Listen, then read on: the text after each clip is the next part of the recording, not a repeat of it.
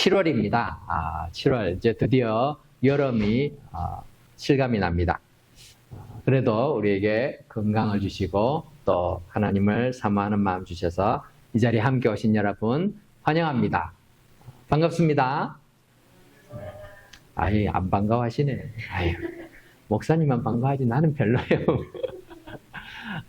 우리 뭐 저는 안 반갑더라도 앞뒤 좌우에 계신 분들에게 좀 반갑게 인사하세요. 이렇게. 반갑습니다. 환영합니다. 예. 여러분 한 사람 한 사람이 얼마나 소중한지 모릅니다. 참 귀한 분들이죠. 우리가 신앙생활을 오래 하다 보면요, 또 사람도 오래 가까이 하다 보면요, 정말 소중한데 너무 익숙해져서 그 가치를 잊어버릴 때가 많아요. 여러분 가족이 소중하다는 거 모르는 사람이 어디 있어요? 그런데요, 가족에게만큼 함부로 대하는 사람들이 없죠. 쉽게 생각하죠. 너무 편하다 보니까. 성도들이 계속 신앙생활을 오래 하다 보면 익숙해지니까 그 가치를 몰라요. 그래서 계속 싫은 말들을 하게 되고 불평하는 말들을 하게 되고 이런 경우들도 많죠. 우리는 너무 익숙해져서 제대로 하지 않는 일들이 많습니다. 어떤 일일까요? 그렇게 잘못된 습관들 때문에 낭패를 경험한 적도 있을 것입니다. 여러분 운전을 처음 할 때는요, 긴장되고 서툽니다. 아무리 정신을 바짝 차리고 운전을 해도요, 놓치는 게 많아요. 정말 신경을 쓰고 하는데요, 운전을 처음 할 때는 왜 그렇게 신경 써야 될 게 많은지 몰라요. 그죠? 뭐 앞뒤 좌우 다 봐야 되지, 또 핸들 꺾을 때 또 뭐죠? 깜빡이도 해야 되지, 브러쉬, 와이퍼도 해야 되지. 정말 정신 없습니다. 잘 판단이 서지 않을 때도 많죠. 그런데요, 익숙해지면은 그다음부터는요, 운전하면서 이야기도 하고 또 전화도 하고 그렇게 합니다. 영화에서 이렇게 본 장면인데 어떤 코리아 워먼 직장 여성이 자동차로 아침에 출근하는 중에 옷도 갈아입더라고요. 토스트도 먹어요. 그리고는 화장까지 해요. 화장까지. 왜 그렇게 하죠? 그만큼 이 운전에 익숙하고 자신이 있다는 얘기죠. 초보 운전자는요, 꿈도 못 꿀 얘기죠. 아니 지금 앞에만 보는 것도 정신이 없는데 앞뒤 좌우 살펴야 되는데 딴 걸 한다는 것 엄두도 못 낼 일입니다. 우리가 어떤 일에 숙달되거나 익숙해지면 원칙이나 기준을 잘 지키지 않게 될 때가 많습니다.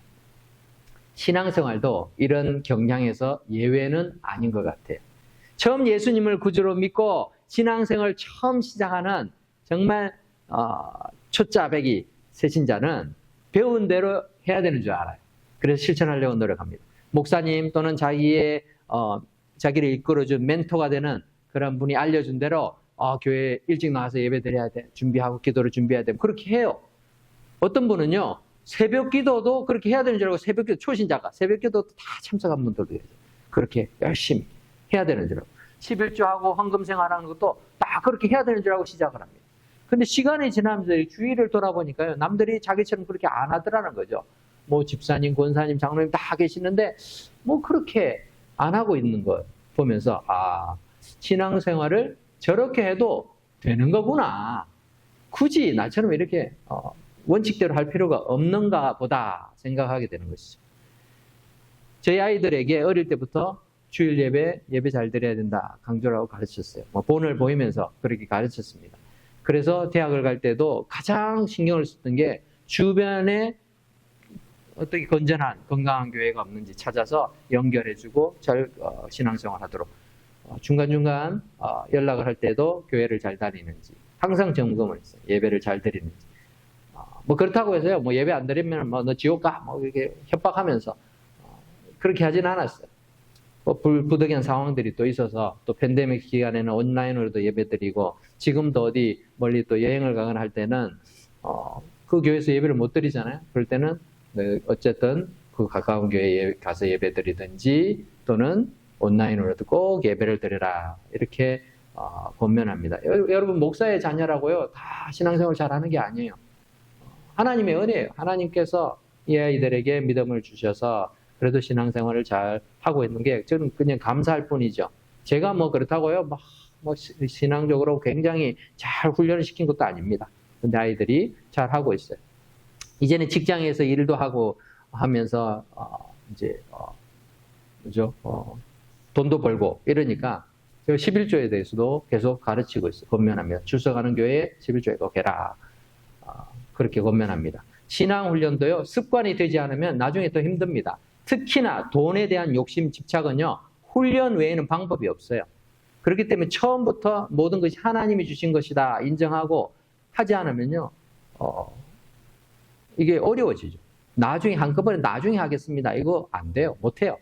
지금은 어려우니까. 지금은 월급도 얼마 안 되니까 나중에 돈 잘 벌면 할게요. 아니요. 돈 많이 벌수록 더 힘들어지죠. 지금 못하면 못하는 거예요.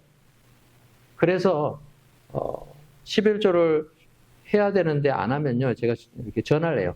너 왜 지금 11조를 안 했니? 미루면 안 된다.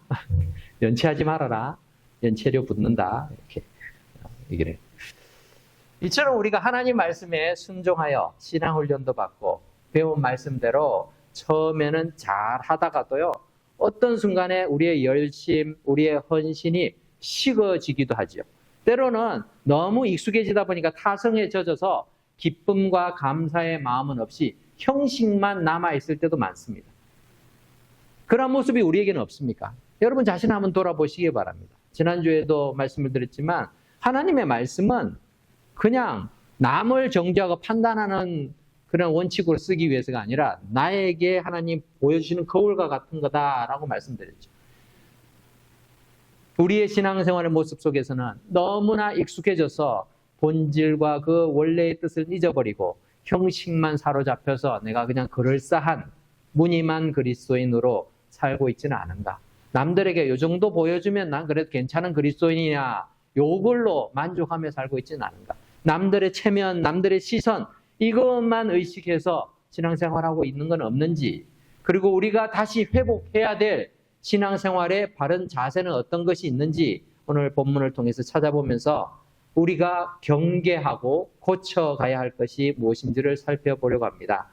오늘 본문에서는 특별히 사도 바울이 데살로니가 교회의 그런 문제들을 보면서 세 가지의 그런 경계할 것들을 알려주고 있습니다. 첫 번째는 게으름입니다. 게으름. 게으름을 경계해야 됩니다. 이 게으름에는요, 두 가지 종류가 있어요. 육체적인 게으름이 있고 영적인 게으름이 있어요. 근데 이게 전혀 영향력이 없는 게 아니라 상관없는 것이 아니라 영적인 게으름이 육체적인 게으름으로 이렇게 영향을 주게 되죠. 세상에서도요, 부지런한 사람들은 게으름에 대해서 굉장히 안 좋게 생각을 하죠. 데살로니가 교인들 중 어떤 이들은 잘못된 교리로 인해서 더 이상 우리가 육체적으로 수고하고 일할 필요가 없다라고 생각을 합니다. 왜냐하면 주님이 다시 오실 건데, 곧 오실 건데 학교 다녀서 뭐하고 직장 다녀서 뭐해? 일해서 뭐해? 주님 오시는데 이 세상에 있는 거 다 헛거야. 필요 없는 거야. 일을 안 하기 시작. 그러니까 막 빈둥빈둥 노는 거예요. 그러면서 물어보면 난 주님이 오실 걸 기다리고 있습니다. 이게 심각한 부작용을 초래하고 있었기 때문에 사도 바울은 10절에서 엄중하게 경고하고 있습니다. 10절 우리가 같이 읽어볼까요? 시작. 우리가 너희와 함께 있을 때에도 너희에게 명하기를 누구든지 일하기 싫어하거든 먹지도 말게 하라 하였더니, 베드로의 사도 바울이 그 데살로니가 교회에 함께 있을 때 그때도 이런 현상이 있어서 그렇게 하면 안 된다.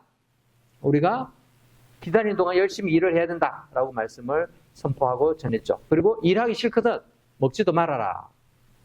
일을 할 수 없는 상태에 있는 사람에게 이 말을 한 게 아닙니다. 뭐 병이 나가지고 쓰러져 있는 사람에게 당신 그렇게 누워만 있으면 안 돼요. 일해야 돼요. 이렇게 말하는 게 아니라는 거죠. 일도 할 수 있고 일을 해야 되는 그런 사람이 일하지 않는 것을 경고하는 말씀이죠. 그래서 일하기 싫거든 먹지도 말아라. 혼자 일 안 하고 먹을 것이 없어서 굶주리게 되면 그때는 어떻게든 먹을 걸 찾으려고 하고 먹을 걸 구하기 위해서 무슨 일이라도 하게 될 거니까 그렇게 말하고 있는 것이죠. 다른 교회의 지체들에게 부담을 끼치면서 전혀 일할 생각도 하지 않고 민폐만 끼치고 있는 그런 사람들을 게으르고 나태하다고 책망하고 있는 것입니다. 그리스도인들은 육체적 게으름과 영적 게으름 모두를 경계해야 됩니다. 세상 사람들도 자신의 성공을 위해서 얼마나 열심히 수고하고 노력하는지 몰라요. 그죠? 가게를 하는 분들도요, 새벽에 일어나서 세탁소만 해도 그렇잖아요. 세탁소 하시는 분들 새벽에 가서 이렇게 공장을 돌리고 이렇게 다 준비를 해놓잖아요. 그렇게 수고합니다. 첨가물 가게도요, 새벽부터 다 과일과 그런 것들을 다 가져와서 준비하고 신현하고 이렇게 밤늦게까지 노력하지 않습니다. 세상에서도 이렇게 게으름을 피우는 사람들이 성공하기 참 어렵죠. 그런데 이 그리스도인들이 육체적인 게으름을 피우는 그런 이유들은 영적인 문제에서 연유할 때가 많습니다. 육체적인 게으름은 언제 생길까요? 무기력하거나 아니면은 내가 이만하면 됐다 이런 생각들. 성장이 멈춰졌을 때 게으름이 생기는 거죠. 게으르다는 건요, 그때 성장이 이제 더 이상 진행되지 않는 것을 말하죠. 갓난 아기들은요, 가만히 있는 것 같아도 열심히 성장합니다. 열심히 자라죠. 그죠? 우리 교회도 이제 손주를 둔 분들이 많아요. 옛날에는 강아지 자랑을 열심히 하시더니 요즘에는 뭐 사진을 보면 다 손녀, 손자, 이 사진을 가지고 또 막 열심히 자랑을 하고 계세요. 손녀들이, 이제, 뒤집기를 했어요. 이제 말을 해요. 소리만 내도 말한다라고. 말을 한다 그래. 엄마, 아빠라고 얘기했다 그러고. 또 좀 흥얼거리면 노래를 한다. 얘는 큰 가수가 될 거다. 그냥, 할아버지, 할머니들이 참 이렇게, 대단합니다. 그런 어린아이들 가만히 보면요. 잠시도 가만히 있지 않아요. 이 아이들이 자라는 모습에서 끊임없이 시도를 하죠. 끊임없이. 힘드니까 나는 뭐 가만히 누워있는 게 편한데, 속 편한데 뭐 움직여. 그러지 않아요. 제가 뭐 이제는 하도 옛날에 기억이 잘 안 나지만, 우리 아들이 태어나가지고 처음에 이렇게 가만히 누워있는데도 그 누워있는 장면을 제가 2시간 동안 비디오로 찍었어요. 그냥 가만히 누워서 막 말똥말똥 하는데도 그래도 그게 귀하더라고요. 그래서 한국에 보냈더니 너는 뭐 이런 비디오를 그냥 보냈냐. 그냥 사진으로 보내줄 거. 이거 2시간 동안 뭐 하라고. 근데 그것도 나한테는 좋은 거예요. 너무 좋으니까. 그러다가 뒤집으려고 막 발버둥 치는데 얼마나 힘들고 애처로지 몰라요. 제가 그래서 도와줬어요. 근데요, 도와주는 게 의미가 없어요. 자기 스스로 해야 되는 거죠. 결국은 나중에는 이렇게 뒤집더라고요. 한번 엎어지면은, 그러면은 다 됐다. 이런 게 아니라 끊임없이 자기가 이렇게 움직일 수 있도록 돕더라고요. 그리고 일어나려고 이렇게 자꾸 서려고 하고, 한 발짝 뛰려고 노력하고, 그런 게요, 저한테는 너무나, 새롭게 보였어요. 이 생명체가 정말 무언가를 시도하려고 얼마나 노력하는지, 끊임없이 성장을 멈추지 않는 그 모습을 봅니다. 어린아이들이 게으르지가 않아요. 왜 그렇습니까? 성장하는 그 에너지가 가만히 있게 하지를 않는 것이죠. 성경은 하나님의 백성들이 육체적으로도 부지런할 것을 가르치고 있습니다. 잠언 6장 9절에 보면 게으른 자여 네가 어느 때까지 누워 있겠느냐, 네가 어느 때에 잠이 깨어 일어나겠느냐, 좀 더 자자, 좀 더 졸자, 좀 더 손을 모으고 좀 더 누워 있자 하면 내 빈궁이 강도같이 오며 내 곰핍이 군사같이 이르리라. 이렇게 말씀하고 있습니다. 우리가 부지런해야 된다는 걸 말하고 있죠. 게으른 자는 계무에게 가서 배우라고까지도 말씀합니다. 더 나아가서 그리스도인들은 영적인 게으름을 이겨내야 합니다. 영적인 성장은요, 한계가 없어요. 우리의 육체는요, 성장이 멈추는 시기가 있습니다. 20대까지 성장하고 그다음부터 멈추죠.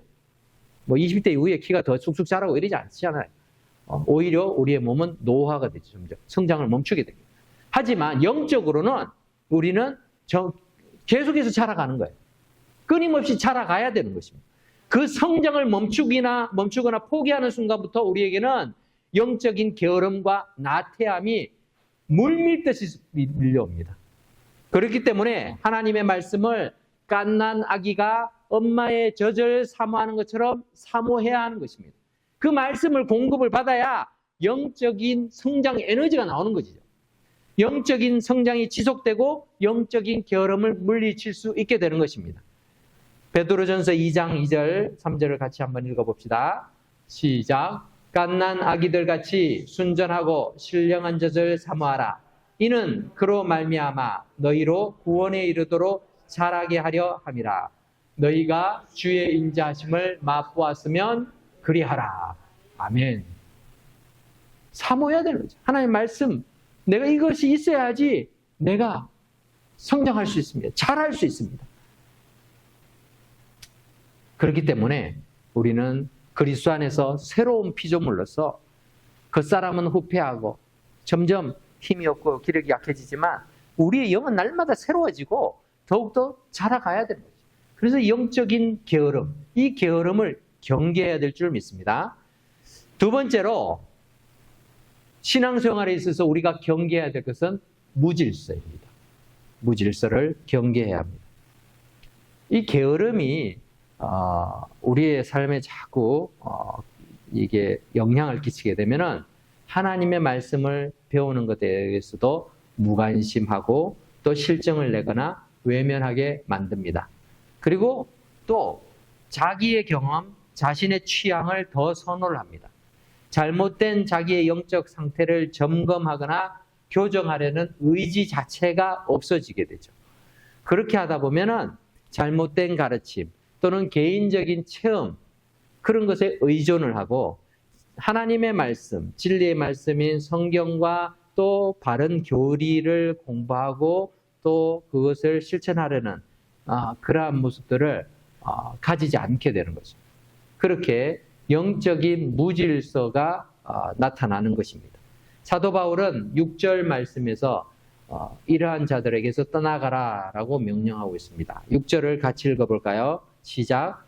형제들아 우리 주 예수 그리스도의 이름으로 너희를 명하노니 게으르게 행하고 우리에게서 받은 전통대로 행하지 않는 모든 형제에게서 떠나라. 명령을 하고 있습니다. 지금 명령을. 사실 사도 바울 일행은 하나님의 말씀과 그리스도의 복음을 그냥 입으로만 말로만 가르치지 않았습니다. 비록 짧은 기간이었지만 데살로니가 교인들과 함께 거하면서 하나님의 말씀대로 살아가는 모습을 보여줬어요. 본을 보였기 때문에 데살로니가 교인들은 바울 일행의 그 삶의 모습을 통해서 믿는 사람들의 삶이 규모가 있고 질서가 있어야 된다는 것을 보고 배울 수 있었습니다. 그래서 7절에서 이렇게 말하고 있습니다. 어떻게 우리를 본받아야 할지를 너희가 스스로 안 하니 우리가 너희 가운데에서 무질서하게 행하지 아니하였다 라고 말하고 있죠. 오늘날도 많은 예수님을 구주로 믿는다고 하는 많은 사람들이 그리고 그들이 속해 있는 많은 교회에서 이런 영적인 무질서 현상이 나타나고 있습니다. 전통과 교리에 대해서 무관심합니다. 그냥 가장 중요한 건 뭔가 하면은 내가 예배에 참여했을 때 내가 그냥 마음이 편하고 내가 은혜가 되면 되는 거예요. 내가 감동이 되면은 그게 좋은 예배, 좋은 교회라고 생각합니다. 그래서 예배가 어떤 의미가 있고 어떻게 구성이 되고 해야 되는지 그런 것을 잘 관심을 가지지 않아요. 은사에 대한 무절제가 많이 나타나고 있습니다. 신비적인 체험을 하거나 또 뭔가 놀라운 그런 이적을 행하거나 이런 것을 보면 그것이 다 하나님의 역사라고 생각해요. 물론 그러한 곳에 가보면 예수님의 이름으로 그런 일들을 행하고 있습니다. 그런데 그런 모든 것이 무엇이든지 신령한 역사가 일어난다고 해서 다 그것이 바람직한 영향력을 끼치는 것은 아니라는 거죠. 은사에 대해서 무절제한 것은 결국 영적인 무질서로 나아가는 그런 결과를 가져오게 되죠. 마찬가지로 교회의 권위에 대한 불순종 역시 영적인 무질서를 일으키게 됩니다. 하나님께 대해서 그리고 교회에 대해서 우리가 열정과 열심이 있으면 모든 것이 다 괜찮은 게 아니에요. 그것만으로는 부족합니다. 하나님의 모든 일에는 질서가 있어야 돼요. 고린도전서 14장 33절을 우리 같이 읽어봅시다. 시작. 하나님은 무질서의 하나님이 아니시요 오직 화평의 하나님이시니라. 아멘.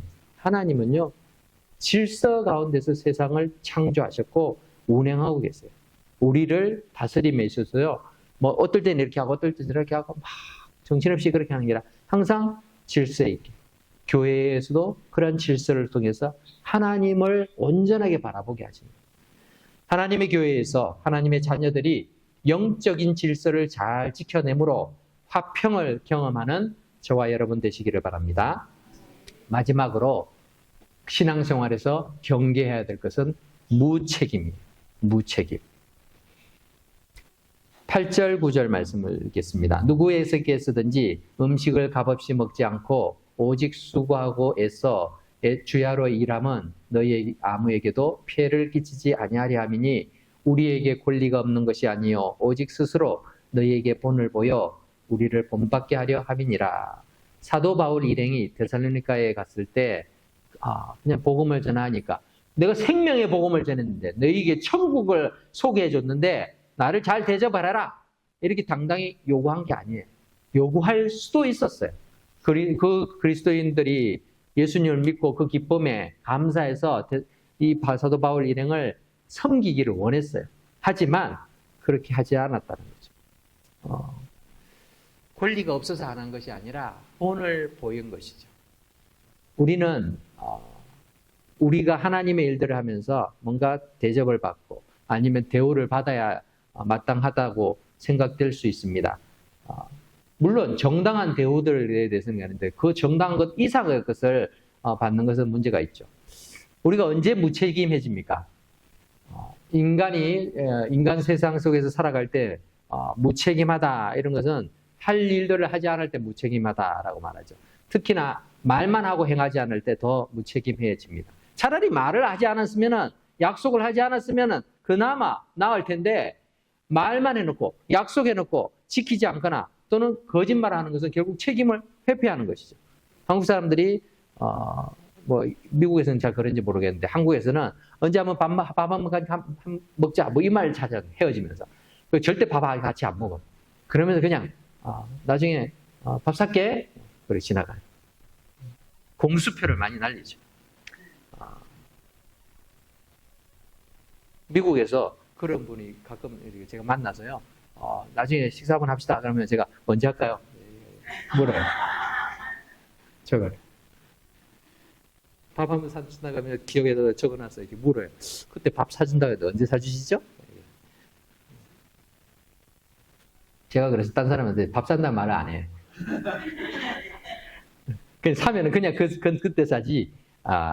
뭐 나중에 살게. 나중에 사는 건요. 자기도 잊어버려요, 결국.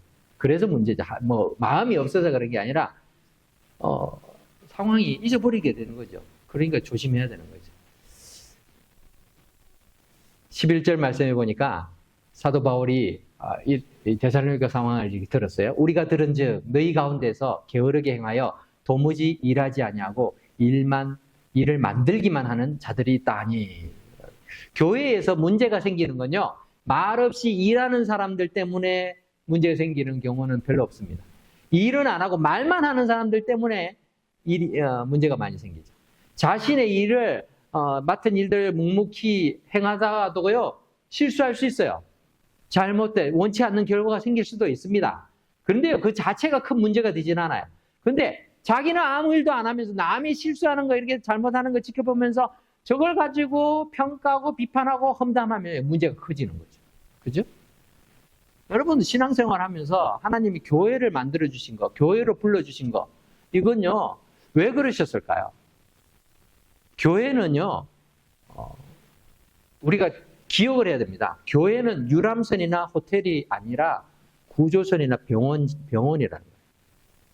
교회는 편히 즐기기 위해서, 심심하고 민생활에서 외롭고 힘들고 그런데 오늘 휴일인데 그냥 친한 사람들, 익숙한 사람들 같이 모여서 있으면서 예배드리고 친교하면서 그렇게 수다나 떨자.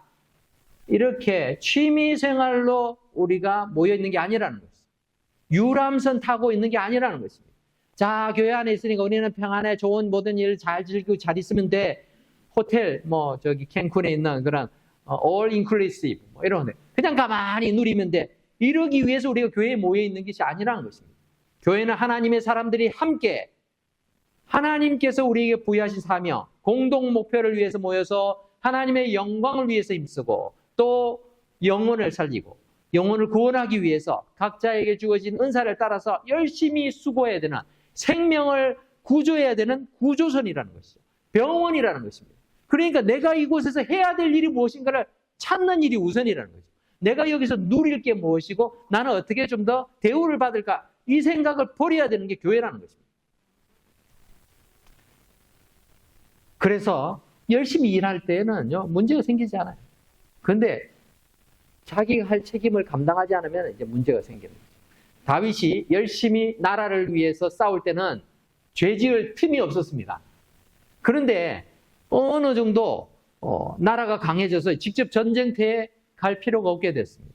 그러니까 궁전에서 낮잠 자다가 저녁이 다 되어서 일어나서 옥상에서 어슬렁어슬렁 산책을 하다가 이렇게 보니까 남의 집 여인이 목욕하는 모습이 보이는 거예요. 참 아름다워. 그러니까 그 여인을 데리고 와가지고 신하가 우리아의 아내다. 다른 여인의 다른 남자의 아내라고 얘기까지 했는데도 데려가서 동침을 하죠. 범죄를 하고 그 범죄를 숨기려고 또 살인까지 하게 되는 것을 봅니다. 자기 책임을 열심히 감당하는 사람들도 실수할 수 있습니다. 그러나 무책임한 사람들의 잘못은 공동체 전체에 엄청난 피해를 줍니다. 얼마 전 한국의 화성 지역의 아리셀 공장에서 끔찍한 화재 사고로 중국 국적을 가진 사람들이 17명, 라오스인 1명, 한국인 5명, 총 23명이 숨졌습니다. 왜 그렇습니까? 당국의 안전점검은 수박 겉핥기식으로 그냥 지나갔어요. 그리고 외국인 작업 근로자들에게 비상탈출 훈련을 한 번도 하지 않았어요. 문제가 생겼을 때 어디도 가야 되는지도 몰랐어요. 그래서 반대 방향으로 들어가는 바람에 질식해서 죽게 된 거죠. 책임을 맡은 사람들이 이게 뭐 필요하나? 그냥 간과하는 바람에 그 책임을 소홀히 한 결과로 생명들이 잃어졌죠. 사소한 것이라 생각해서 지나쳐버린 것이 큰 참사를 초래한 경우는 우리는 너무너무 많이 보았습니다. 여기에는요, 정말 사소한 것, 정말 소수의 사람이 무책임하게 결정하고 행동한 그 결과 때문에 재난이 되는 경우가 많았습니다. 벌써 거의 100년이 넘었는데요. 1912년 4월 14일 영국의 초호화 유람선이자 세상에서 가장 안전한 배라, 침몰할 수 없는 배라고 그렇게 단단하게 지어진, 안전하게 설계된 타이타닉호는 첫 항해를 나선 지 5날 만에 빙하와 부딪혀서 침몰해서 1,500여 명의 승객과 승무원이 목숨을 잃었습니다. 그런데 최근 밝혀진 타이타닉호의 침몰 원인은 빙하랑 부딪혀가지고 이 철판이 뚫려가지고 물이 갑자기 쏟아져 들어와가지고 침몰한 게 아니라 이 철판은요, 빙하와 부딪혀도 뚫리지 않을 만큼 단단했대요. 근데 이 철판과 철판을 이렇게 잇는 그게 이제 큰 쇠못을 봐서 이걸 리벳이라고 그러는데 리벳이 불량품이었대. 그러니까 부딪힐 때 이게 견디지 못하고 찢어지는 거죠. 철판 길이가 그냥 벌어질 수밖에 없어요. 그렇게 해서 침몰한 거예요. 쇠못, 그걸 납품하는 회사는 이 좋은 기회다. 어떻게 좀 더 저렴하게 공급하면서 이윤을 취하려고 했었겠죠. 아무튼 이것으로 인해서 안전에 정말 심혈을 기울여 제작을 했지만 쇠못을 공급하는 그 책임자가 불량 리벳을 사용한 그 무책임한 행동이 큰 재난을 불러일으킨 것입니다. 나 하나쯤이야 하는 생각이 공동체 전체에는 엄청난 영향력을 끼치게 됩니다. 나는 능력도 없고 권한도 없으니 할 수 있는 일이 없어 라고 생각하는 분들도 여기에 있을 줄 모릅니다. 하지만 하나님의 교회에는 세신자나 방문자 외에는 어느 누구도 편히 쉬고 대우받고 대접받기 위해서 이 자리에 있는 사람들은 없다라는 것입니다. 모두가 주님이 부르신 일꾼들이에요. 사도 바울은 그래서 오늘 12절에서 이렇게 권면합니다. 이런 자들에게 우리가 명하고 주 예수 그리스도 안에서 권하기를 조용히 일하여 자기 양식을 먹어라 하노라. 자기가 해야 할 도리를 다해라 라는 말이에요. 책임감 있게 행동해라 라고 말하고 있습니다. 신앙생활은 말보다 행동이 중요합니다. 사랑한다고 말만 하고 사랑하는 사람을 위해서 아무것도 하지 않는 것은 사랑이 아니지요. 주님을 사랑하는데 주님을 위해서 헌신하는 것을 싫어하면 그건 주님을 사랑한다는 말은 거짓말입니다. 그래서 사도 요한은 우리에게 이렇게 권면합니다. 우리 함께 읽어보겠습니다. 시작. 자녀들아, 우리가 말과 혀로만 사랑하지 말고 행함과 진실함으로 하자. 사람들에 대해서도 그렇고 하나님께 대해서도 마찬가지라는 것입니다.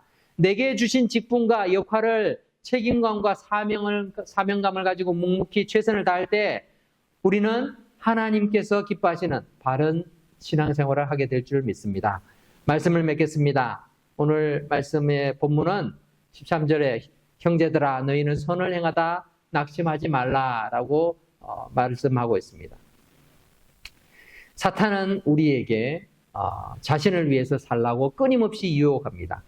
그것이 우리를 게으름으로 또 무질서함으로 무책임함으로 이렇게 자꾸 이끌어가죠. 우리의 자신의 모습을 보면서 내게 게으름이 없는가? 영적인 무질서가 없는가? 또 무책임한 그런 모습은 없는가? 경계하면서 신앙생활하는 거 이거 쉽지 않아요. 날마다 그렇게 하는 게 얼마나 어렵습니까? 그렇지만 그것이 하나님께서 기뻐하시는 일이기 때문에 낙심하지 말고 끝까지 열심히 다하라 이렇게 말씀을 하고 있는 것입니다. 교회를 다니고 하나님을 믿는 것을 사탄이 방해하는 것이 아닙니다. 자신을 위해서 교회를 다니고 자신을 위해서 하나님께 기도하라고 우리를 유혹한다라는 것이죠. 그래서 많은 교회와 교인들이 인본주의의 신앙생활과 또 인본주의적 예배에 익숙해지고 또 성공하고 인정받은 그런 사람들의 취미 활동처럼 교회 생활을 즐기기를 원하는 것이죠. 이 사탄이 그렇게 자꾸 유혹을 하는 거예요.